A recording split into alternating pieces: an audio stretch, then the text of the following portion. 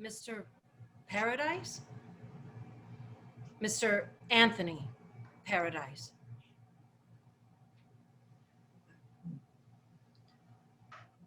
This is your book? Did you buy it? Yes. Then it belongs to you. No. A work of art is not a commodity, Mr. Paradise. It is never bought or sold. It always remains in the possession of the person who produced it. May I come in? No.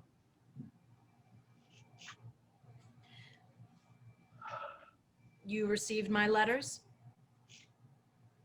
Yes. All three of them? Yes. Why didn't you answer my letters, Mr. Paradise? I have not yet heard the sound of Gabriel's home. What do you mean? The time is not yet ripe for my resurrection. How did you happen to come across that little book? Mother and I were hunting antiques in the quarter. We went in a little shop on Bourbon Street.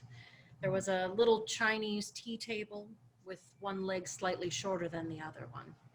And the antique dealer had placed this volume under the short leg to balance the table. Mother bought the table and the chauffeur carried it out to the car. And this little book was left there, lying on the floor. The antique dealer kicked it out of the way without even looking at it. To me, there's always something a little pathetic about a discarded book. You see, I write a little myself. Poems mostly. I know what it means to put your heart on paper and have that paper lost or forgotten or used to balance a table. I stooped over to look at the book, and the title had been rubbed off. The gilt lettering was gone, but I could still see your name on it.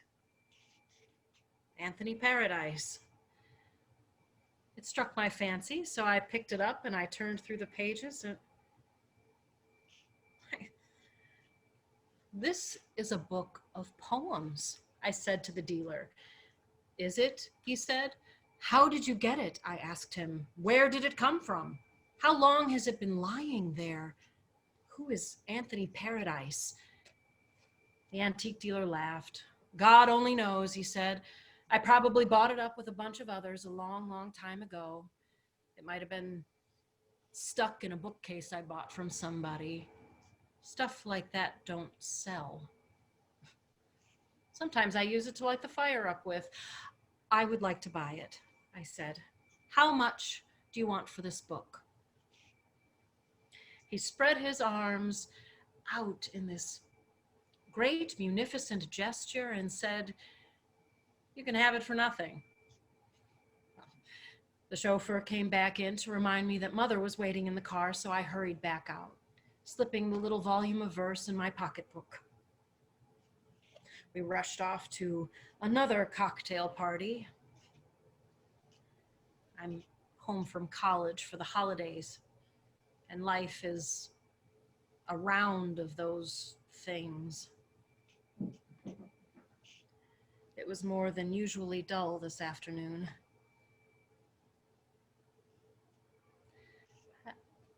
I don't believe in dullness.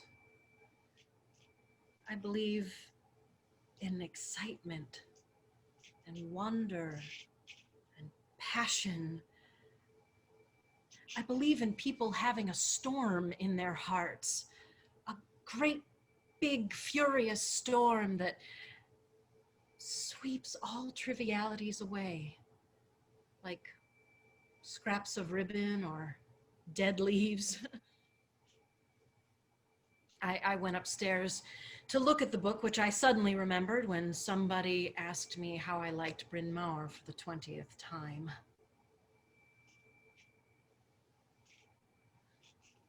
Would you believe it? To my infinite wonder, I discovered what I had been looking for exactly. A great big furious storm that swept those trivialities away, like scraps of ribbons or dead leaves. What do you think of that? Are you referring to this book of verse? Yes. Huh. Yes, yes. Young lady, this book was published 15, 20 years ago. Nobody remembers it now. It's completely forgotten. I remember it. I sat up in that powder room for heaven knows how long, reading through it once more and then again and again. And it it was like bells ringing inside me. Great big solemn cathedral bells that shook me through and through. Mother came upstairs. Good gracious, she said. Everyone thinks you've run away from the party. What is the matter? Mother, I said, who is Mr. Anthony Paradise? Have you ever heard of a man named Paradise? No, she hadn't, and neither had anyone else. I went around feverishly inquiring of bookstores and libraries and all kinds of writers I know. No luck. Completely unknown. Then, at last, I wrote a letter to the publishing firm, and in due time, I received an answer saying that Mr. Anthony Paradise, when last heard of, was living in the old French quarter of New Orleans, but that was 10 or 15 years ago, and it was feared that he might have disappeared altogether. Speaking of miracles, what do you think of that? Here you were, right at the tips of my fingers. You in one part of town and me in the other, 15 minutes away. At first, I thought of rushing right over without any warning. Time was short and the holidays nearly over. I drove over here to this very address which the publishers had given me and discovered that you were still actually in residence here and had been for 20 years, they told me. You weren't in. So I wrote you the first of the letters. I got no answer. Time came to go back to school, and I pretended I was ill. I faked a bad cold to postpone my departure and wrote you 2 more letters, which you also ignored.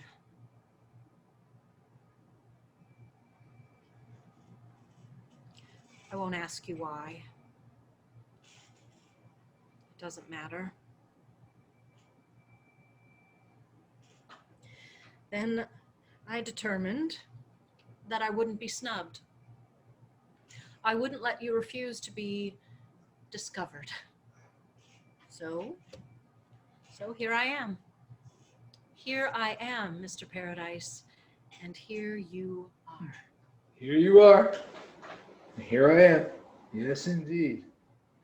What are you intending to do about it? Oh, don't you know? Can't you guess?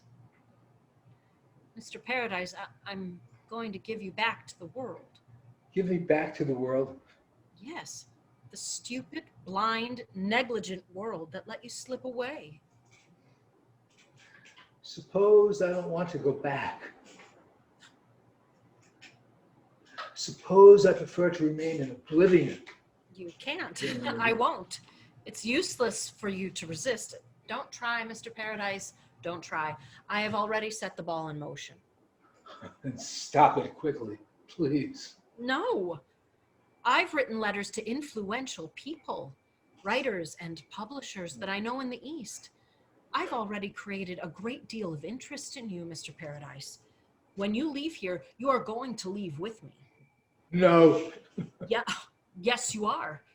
You're going to live among people who appreciate genius. You're going to give readings and lectures, Readings to whom? clubs, colleges, societies of poets, Lectures on what? beauty, art, poetry. God forbid. Haven't you been reading the papers lately? Why? Today the world is interested in gunpowder. Poetry cannot compete with the sound of bursting shells. These are the times for the discovery of new weapons, not for the resurrection of neglected poets. Even if I wished to be resurrected, Gabriel has not yet blown the horn. The surest and cruelest way to destroy Anthony Paradise, the poet, is to exhibit Jonathan Jones, the man, or what's left of the man. Don't you see what a grisly spectacle I would present on a college lecture platform? Look at me. You're not blind. What do you see?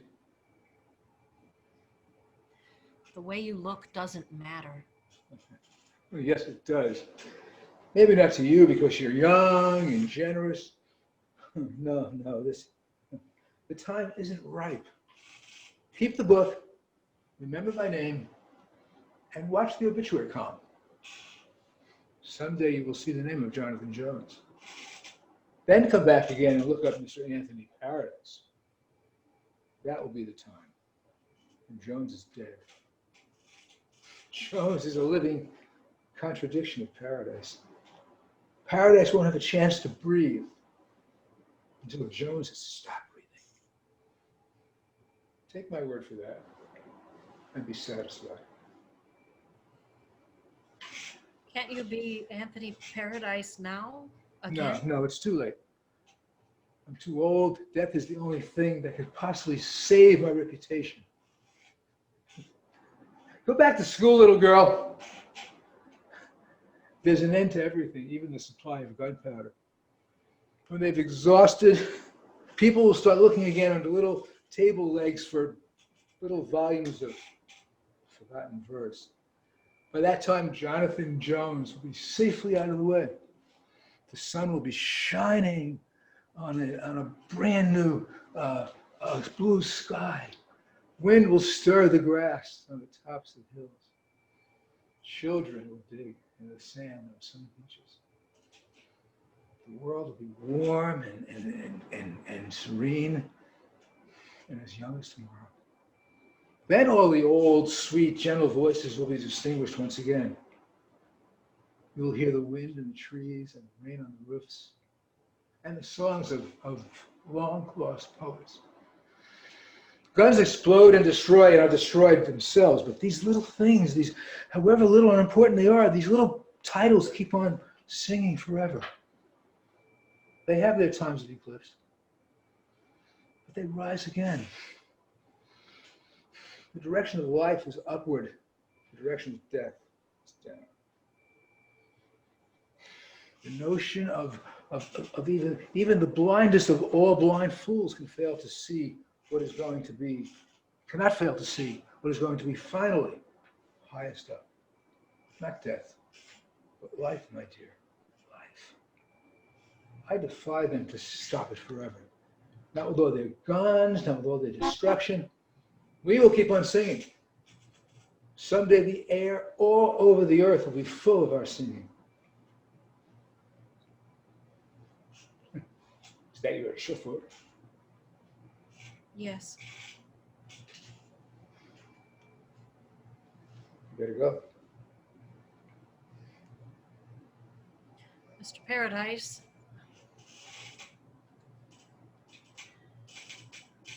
maybe you're right. I'm going to do what you say, keep the book, and remember your name. And watch the obituary column. Yes. And when the time comes, you can depend on me, Mr. Paradise. Thank you, my dear. I shall depend on you. I promise you I won't fail you.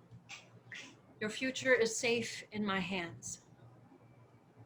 And now, Mr. Paradise, won't you kiss me goodbye?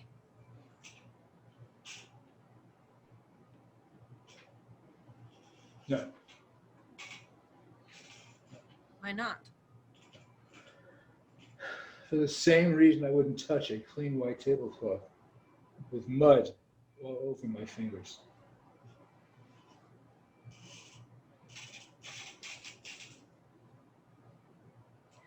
Bye, Mr. Paradise.